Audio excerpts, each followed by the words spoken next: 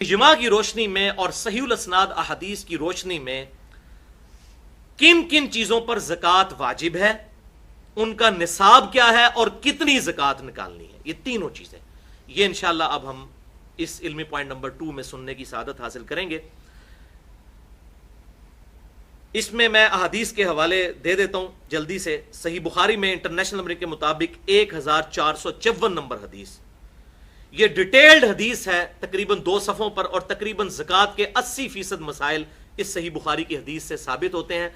ये बेसिकली सैयदना अबू बकर as-सिद्दीक रज़ियल्लाहु ताला अन्हु का खत है जो उन्होंने हजरत अनस इब्न मालिक को लिखा था जब उन्हें बहरैन का गवर्नर बनाकर भेजा। तो ये खत लिखा उन्होंने और कहा कि अल्लाह के महबूब सल्लल्लाहु अलैहि वसल्लम को अल्लाह ताला ने ज़कात का ये निसाब बताया है और ये ज़कात मुसलमानों से लेनी है, गरीबों से लेकर अमीरों से लेकर गरीबों में तकसीम करनी है। वो बड़ा डिटेल खत है, 1454 सही बुखारी के अंदर 80% मसाइल ज़कात के इस हदीस से साबित होते हैं।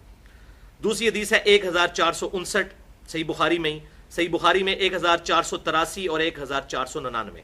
इसी तरीके से सही मुस्लिम में 2263, 2265, 2268, और इसके अलावा भी जामिया तिरमिज़ी में, सुनन नबी दाऊद में, सुनन निसाई, सुनन इब्न माजा, अल मुवत्ता इमाम मालिक, मुस्नद इमाम अहमद और भी अहादीस की किताबों में डिटेल के साथ अल्हम्दुलिल्लाह ज़कात के अहकाम व मसाइल मौजूद हैं।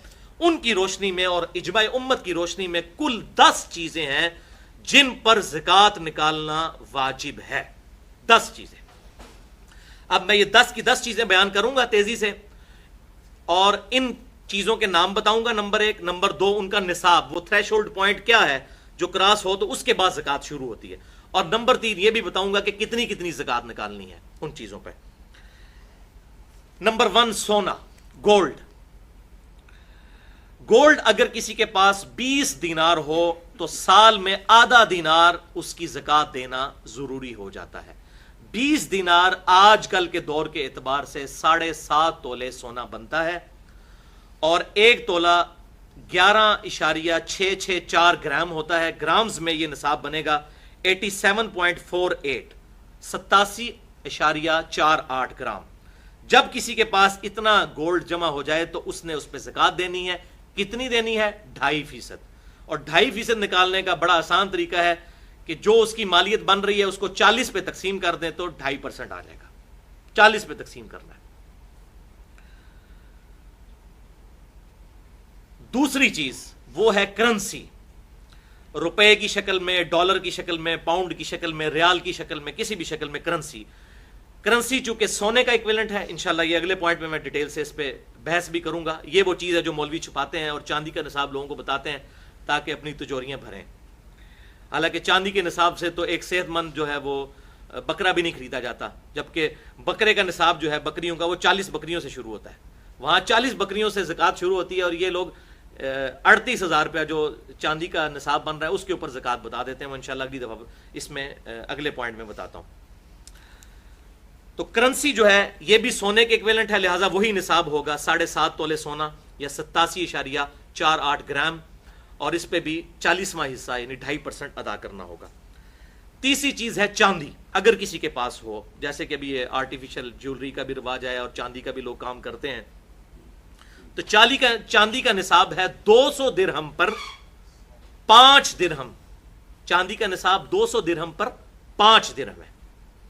तो ये आजकल के 200 दिरहम अगर चांदी के वो कैलकुलेट किए जाएं तो ये 52.5 तोले चांदी बनती है, और अगर ग्राम्स में इसे 11.664 वाला फार्मूला लगाकर कैलकुलेट किया जाए तो 612.36 ग्राम ये बनता है चांदी का निसाब। इस पे भी 40वां हिस्सा देना होगा, 40 पे तकसीम करेंगे या 2.5% निकाल लें। चौथी चीज है माले तिजारत। माले तिजारत से मुराद है कि अगर कोई शख्स किसी की दुकान है, उसमें उसने कपड़ा रखा हुआ है, या मेडिकल स्टोर है, उसमें उसने अद्वियात रखी हुई हैं जो उसके पास रहती हैं, जो उसने कारोबार के अंदर अपना सारा माल लगाया हुआ है और वो स्टोर की इन्वेंट्री की फॉर्म में मौजूद है। इसी तरीके से कमर्शियल प्लॉट्स हैं किसी के पास, बेचने की गर्ज से वो प्लॉट्स खरीदता है। वैसे अगर प्लॉट है किसी के पास, जब तक उस पर जरी जमीन के ऊपर काश्तकारी ना की जाए तो उस पर ज़कात नहीं बनती, वो तो काश्तकारी के ऊपर ज़कात होती है अगर की जाए, वरना कोई नहीं। लेकिन कमर्शियल प्लॉट्स बेचने की नीयत से जो लिए जाते हैं, चाहे प्रॉपर्टी डीलर ले या आम आदमी अपनी सेविंग को ये कर ले, चालाक बनने की कोशिश करे कि वो सोने की बजाय प्लॉट खरीद ले और कहे जी मेरे पास सोना तो नहीं, ज़कात नहीं लगेगी, तो भाई अकल आपकी भी नहीं काम करती कि सेविंग के ऊपर ज़कात है। اللہ تعالیٰ کو تو دھوکہ نہیں آپ دے سکتے, اپنے آپ کو دے سکتے ہیں. تو کمرشل پلاٹس جو انسان نے خریدے ہوئے ہیں سیونگ کے طور پہ, ان کی بھی کیلکولیشن پر سونے کا نصاب لگے گا, اور اسی طریقے سے دکان کے اندر جو مال ڈالا ہوا ہے اس پہ بھی 40واں حصہ زکوٰۃ دی جائے گی. 5ویں نمبر پہ ہے زمین کی پیداوار, چاہے وہ غلے کی فارم میں ہو, کھجور کی پھل کی فارم میں, تو اس پہ بھی زکوٰۃ ہے. اور اس کے لیے جو تھریش ہولڈ پوائنٹ ہے, نصاب ہے, وہ ہے 5 وسق. ایک وسق جو ہے وہ 60 سا کے برابر ہوتا ہے, اور ایک سا جو ہے وہ 4 مد کے برابر ہوتا ہے, اور ایک مد 600 گرام بنتے ہیں ہمارے زمانے کے. لہذا یہ پوری ملٹیپلیکیشن کرنے کے بعد 5 وسق جو ہیں وہ بنتے ہیں آج کل کے 720 کلو گرام. تو 720 کلو گرام جس کے پاس غلہ ہوگا تو اس پر اسے زکوٰۃ دینی ہوگی, لیکن غلے کی زکوٰۃ زیادہ ہے. وہ ہم نے جو زکوٰۃ سنی سونے کی, اس سے یہ 4 گنا ہے, 10% زکوٰۃ ہے.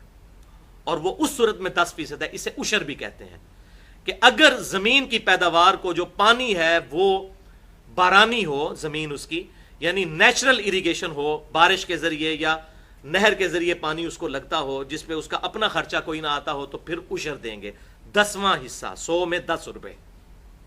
تو یہ 720 جو ہے اس کو آپ ڈیوائیڈ کر لیں 10 کے اوپر, تو یہ 72 kg اس میں سے زکوٰۃ نکالنی ہوگی. اگر زمین جو ہے وہ کنویں کے ذریعے سیراب کی جاتی ہے, ظاہر ہے اس پہ بجلی کا بل بھی دینا پڑے گا, آپ خود بھی اس پہ خرچہ کر رہے ہیں, تو شریعت نے اس میں آسانی دی ہے کہ پھر آدھا عشر دینا ہوگا, یعنی پھر زکوٰۃ جو ہے وہ 5% رہ جائے گی. اس طرح 10%, اس طرح 5%. 6ٹھی چیز ہے شہد. شہد پہ بھی عشر ہے جس طرح کے غلے کے اوپر ہے, لیکن وہ اس کا تھریش ہولڈ پوائنٹ ہے 10 مشکیزے. اگر شہد ہو تو اس میں سے 1 مشکیزہ اللہ کی راہ میں خرچ کرنا ہوگا. یہ تو خیر مطلب یوزل اس طرح استعمال نہیں ہوتی ہیں آج کل چیزیں. 7ویں چیز ہے اونٹ. اونٹ کا نصاب جو ہے وہ صحیح بخاری اور مسلم کے اندر آیا ہے, اور بخاری کی اس ڈیٹیل حدیث میں 1454 نمبر, کہ 5 سے کم اونٹوں کے اوپر زکوٰۃ نہیں ہے. 5 اونٹ جس کے پاس ہوں گے تو اس کی زکوٰۃ شروع ہو جائے گی. 5 سے لے کر 24 اونٹوں تک ایک ہی زکوٰۃ نکالنی ہوگی, اور وہ کیا نکالنی ہوگی؟ 1 بکری دینی ہوگی. نارمل بکری 1, یہ زکوٰۃ بنے گی.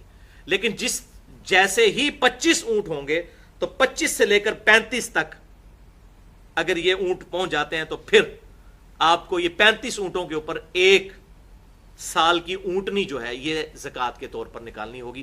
اور اس پہ بھی اجماع ہے کہ اس کے بدلے سونا یا کرنسی بھی دی جا سکتی ہے, اس کی ویلیو کیلکولیٹ کر کے. 8ویں چیز ہے گائے. اس طریقے سے 35 کے آگے بھی ڈیٹیل چلتی ہے سینکڑوں تک, تو اب ٹائم نہیں ہے چونکہ آج کل لوگوں کی ضرورت نہیں, لہذا میں اسے چھوڑ رہا ہوں. 8ویں چیز ہے گائے یا بھینس. بھینس بھی گائے کے حکم میں داخل ہے. میں نے اجماع کی حجیت مسئلہ نمبر 31 میں یہ چیز ثابت کی ہے کہ امت کا اجماع ہے کہ بھینس گائے کے حکم میں داخل ہوگی. 30 گائے جب ہو جائیں گی تو پھر زکوٰۃ سٹارٹ ہو جائے گی, اس سے پہلے زکوٰۃ کوئی نہیں. اور جس کے پاس 30 گائے ہوں تو 1 سال کا اس نے بچڑا گائے کا وہ زکوٰۃ میں دینا ہوگا, اور جس کے پاس 40 ہوں تو وہ پھر 2 سال کا بچڑا, اور اس طریقے سے پھر آگے ایکویشن چلتی ہے. 9ویں چیز ہے بکریاں اور بھیڑیں. ان پہ بھی زکوٰۃ ہے. جس کے پاس 40 بکریاں ہوں گی تو تب اس کی زکوٰۃ شروع ہوگی, 40 سے کم پر شروع نہیں ہوگی. 40 سے لے کر 120 تک صحیح بخاری 1454 نمبر کی روشنی میں حدیث نمبر 1 بکری زکوٰۃ دینی ہوگی. 40 بکریوں سے لے کر 120 بکریوں تک جس کے پاس ہے, اور 121 سے لے کر 200 تک ہو تو پھر 2 بکریاں دینی ہوں گی, اور اسی طریقے سے آگے ایکویشن چلتی ہے. 10ویں چیز ہے دفینہ, رکاز یا معدنیات, یہ زمین میں سے نکلا ہوا مال. اس زمانے میں بھی صحیح بخاری میں آتا ہے کہ سونا کسی کی زمین سے نکل آئے, یا معدنیات نکل آئے, نمک نکل آئے, یا آج کل کے دور میں اگر کسی کی خوش قسمتی ہو تو تیل نکل آئے, تو اس پہ بھی زکوٰۃ ہوگی. دفینے کے اوپر زکوٰۃ سب سے زیادہ ہے, سب سے زیادہ زکوٰۃ ہے اس کے اوپر, اور وہ ہے 20%. 100 میں 20 روپے, 5واں حصہ دفینے کے اوپر. یعنی کہ وہ 100 روپے کا مال ہے تو 20% دینا ہوگا, 5واں حصہ اللہ کی راہ میں خرچ کرنا ہوگا. یعنی عشر سے بھی ڈبل ہو گیا. سب سے زیادہ زکوٰۃ جو ہے وہ دفینے کے اوپر ہے, معدنیات کے اوپر ہے. اگر کسی کی زمین سے کوئی ایسا خزانہ نکلا ہے تو یہ سب سے زیادہ زکوٰۃ اس کے اوپر ہے۔